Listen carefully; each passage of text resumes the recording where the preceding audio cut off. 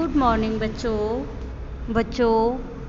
आज हम महादेवी वर्मा द्वारा रचित गिल्लू पाठ का सारांश पढ़ेंगे। पिछली वीडियो में आप लोगों ने महादेवी वर्मा का जीवन परिचय पढ़ा था। आज हम उस पाठ का सारांश शॉर्ट रूप में पढ़ेंगे। सुनेंगे ध्यान से बच्चों। महादेवी वर्मा जी को प्रकृति से बहुत प्रेम था, इसलिए उन्होंने विभिन्न प्रकार के फूलों पौधों के गमले अपने घर में लगा रखे थे। बगीचे में बड़े बड़े वृक्ष थे। वे पौधों पर आने वाली एक एक कली और फूल को बहुत ध्यान से देखती थी।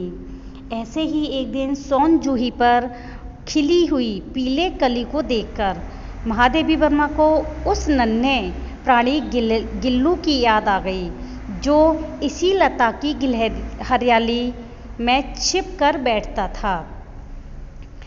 वह नन्हा प्राणी एक गिलहरी थी, जिसे महादेवी वर्मा ने गिल्लू का नाम दिया।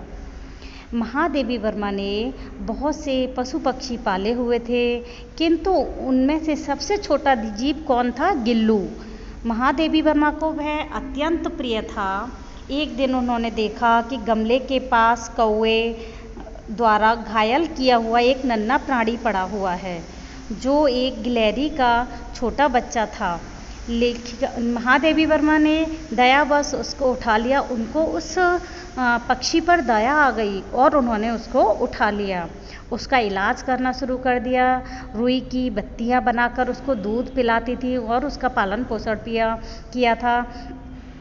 कुछ ही समय में वह पूर्ण रूप से स्वस्थ हो गया। वह बच्चा पूरा स्वस्थ हो गया। अब वह बच्चा क्या बहुत नटखट था, है ना। फूलों की डालियों में उसको कैसे रखती थी वो? फूलों की डलिया में रुई बिछाकर गिल्लू का झूला बना दिया था इन्होंने। उसका नाम गिल्लू रखा था और उसका झूला बना दिया था। अब वह बहुत नटखट स्वभाव का हो गया था। पूरे दिन घर में उछल कूद करता रहता था। खिड़की से बाहर झांकता। लेखिका जब लिखने बैठती तब उसकी मेज़ पर आकर बैठता। पर्दे पर बार बार चढ़ना उतरना। भूख लगने पर चिक चिक की आवाज़ करना, भोजन मांगना, लेखिका के द्वारा दिए गए बिस्किट और काजू खाना, है ना। उसकी प्रतिदिन की दिनचर्या यही थी। खिड़की के बाहर गिलहरियों को भी देखता रहता था। वह लेखिका कौन है यहाँ पे? महादेवी वर्मा। महादेवी वर्मा को थोड़ी सी जाली, महादेवी वर्मा ने क्या किया था कि थोड़ी सी जाली काटकर उसको बाहर आने जाने के लिए रास्ता खोल दिया था। फिर गिल्लू भी महादेवी वर्मा से बहुत प्रेम करता था। वह खुली हुई जाली के बाहर चला जाता, किंतु शाम को फिर से वापस वहीं पर आ जाता।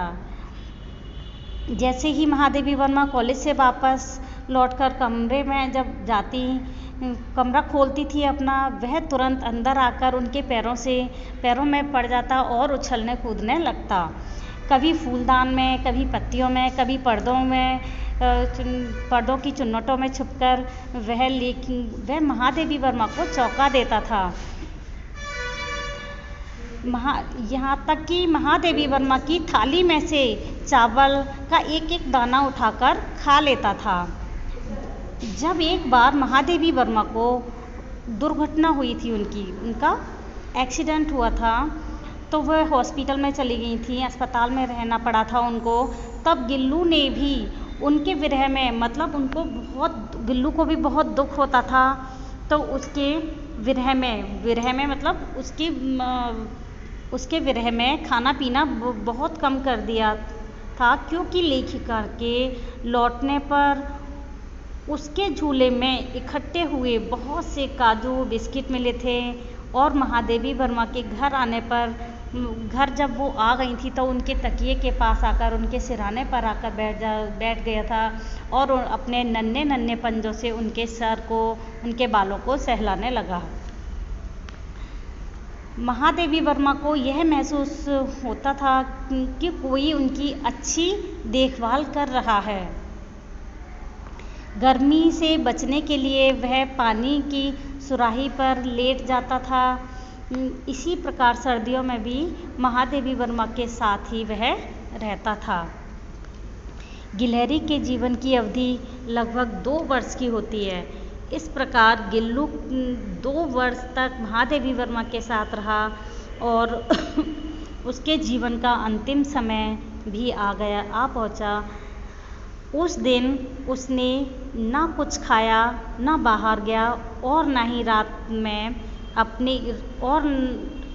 में अपने अंतिम समय में भी वह अपने झूले से उठकर महादेवी वर्मा के बिस्तर पर आ गया और उसकी बड़ी उंगली अपने ठंडे ठंडे पंजों से पकड़ ली, जिसे उसे अपने बचपन की पहली बार घायल अवस्था में होने पर पकड़ा था। उसी तरह से उसने उसकी उंगली पकड़ी और उस लेखिका को जब ठंडक महसूस हुई तो वो जगकर उसने देखा कि गिल्लू उसके पास बैठा हुआ है। प्रातःकाल होते ही गिल्लू के जीवन का अंत हो गया। उसका झूला उतार कर रख दिया गया और जाली बंद कर दी गई।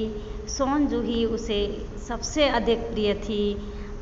उसकी मिट्टी में उसको दबा दिया गया। इसलिए सोन जूही पर नई कलियां देखकर लेखिका को यादें ताज़ा हो जाती हैं। बच्चों, ये था इसका सारांश। आप लोग इसे ध्यान से सुनेंगे, ठीक है।